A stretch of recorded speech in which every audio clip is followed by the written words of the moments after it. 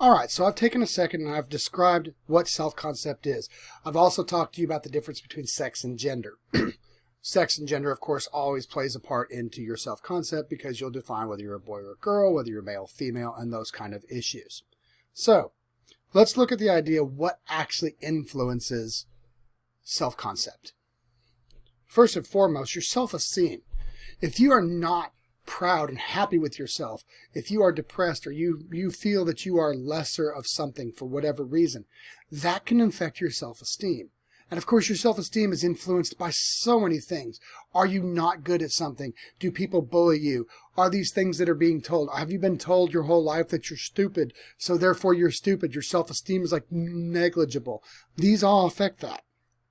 Now, when we're talking about that and you're talking about your self-concept, you also got to remember that individuals, your significant others, can influence this. And I'm not just talking about your romantic partnerships.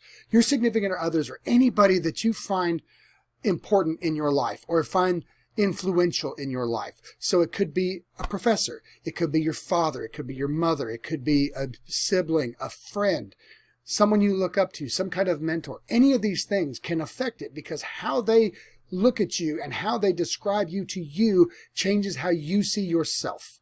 This makes a difference in your self-concept and your self-esteem. And finally, your culture. And we'll talk really in depth about culture later, but the reality of it is your culture matters. Your culture changes who you see you are.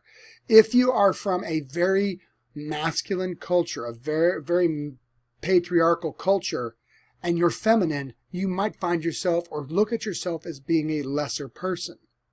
If you are in a balanced culture that promotes equality, then you may find yourself as being equal to those that from another culture they may look at as a big difference in that. So culture, of course, has that. And we're not talking about culture now. We'll talk about that in just a minute. But everything feeds into culture, and all of that feeds into how you see the world.